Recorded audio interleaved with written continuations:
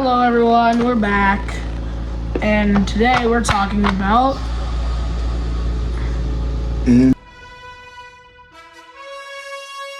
Invincible. it's probably like a different way on the camera.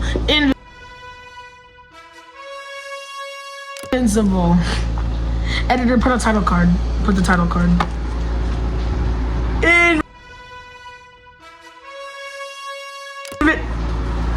So this is our first video about Invincible, and we're going to focus primarily on the Invincible TV show produced by Amazon, because technically outside of I think one or two comic books, neither me or T have actually read the Invincible series, and from what I understand, the Invincible comic books are a lot different than the Invincible series. So our commentary is going to be about the Invincible series on Amazon, and then we'll come back later on and do comparisons to the comic book, right?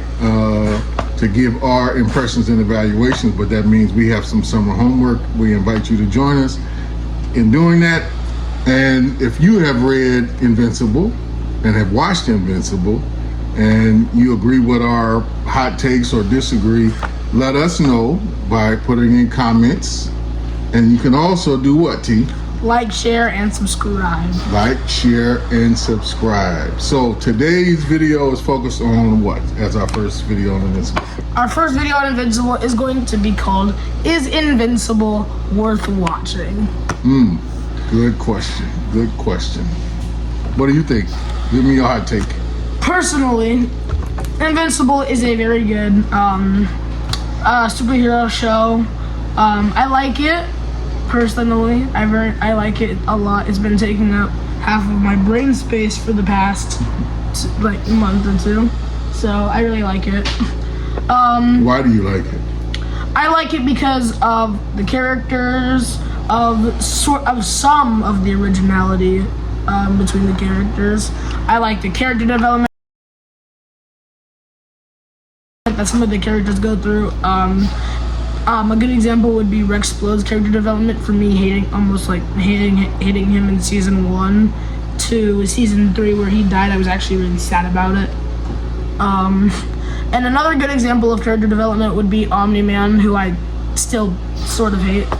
The only reason I'm giving him as an example is because after his character development, I was almost fearing for his life fighting Thrag. And in season 2, I was rooting for his death.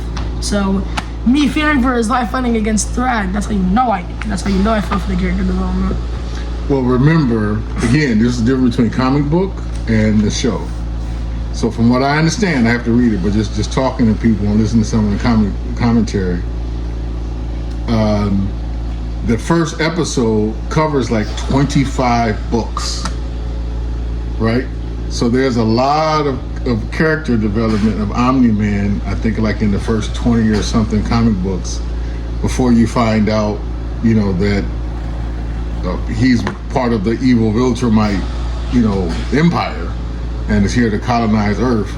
And then before he killed the Guardians of the Globe, right? Or almost killed them all because he didn't kill Omni-Man. Not Omni-Man. The what's his name? Immortal. The Immortal. He was basically dead though. Yeah. So anyway, just keep that in mind. Now I'll give my take on it. I was encouraged to watch it as a avid comic book, both reader, purchaser, buyer, obviously. And someone who's going to be working on writing, developing, producing comic books. One of the main guys, Les, at my local comic book store, who's the owner of Crescent City Comics, shout out to Crescent City Comics, he kept encouraging me over a couple of months to watch it, at least give it a watch, right? He thought it was worth it. I just thought, looking at it, Invincible was a Superman knockoff, and it wasn't worth watching, right? I mean, look at the dude. That doesn't mean he don't have a cape. He doesn't have a cape.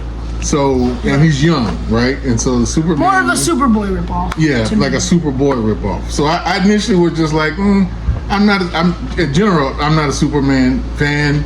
I mean, I loved the movies when I was a little kid. You liked this? I thought the only good movie Superman has was Man of Steel, I'm going to be honest.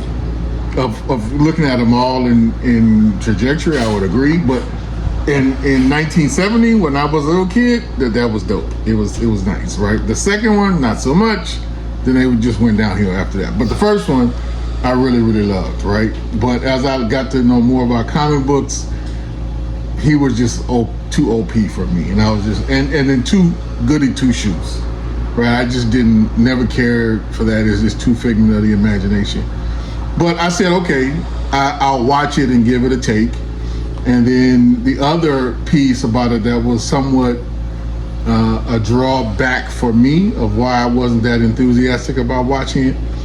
Number one, it's on Amazon, right? And which is owned by one of the richest, most villainous characters in real life, Jeff Bezos, right? Who's Jeff Bezos? He's the guy who's credited as founding Amazon, and who turned it into, he's a rabid capitalist imperialist dog, basically. So the empire, one of the empires. He's one of the top orchestrators of the modern empire. He's one of the tech lords, one of the key ones.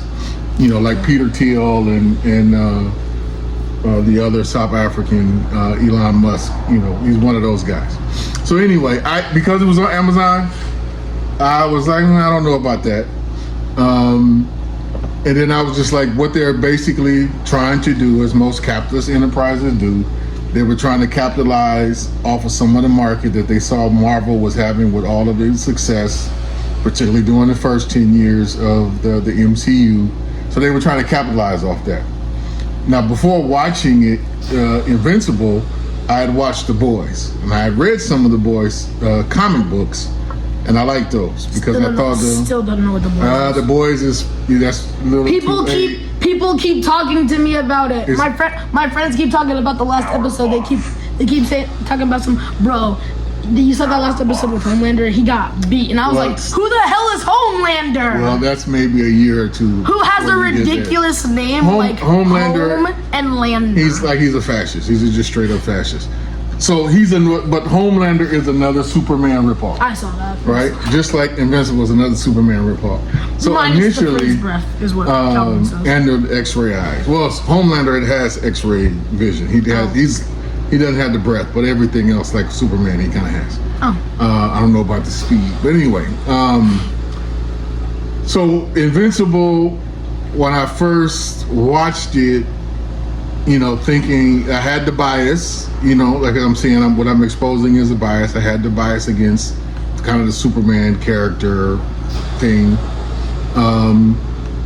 But after watching the first episode, I have to say I was kind of hooked. I really wanted to see because they just went there. Like it was like how good to me Infinity War started, right? Where it just started off the top where Thanos basically had destroyed Thor's ship, and they just went straight in. I thought you didn't like that movie.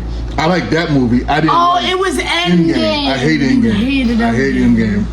I hate Endgame with the passion, and I think when I first saw it, I liked it. I continued liking it for a while until I watched it again with Bryson one time, and then I realized, damn, my dad was right.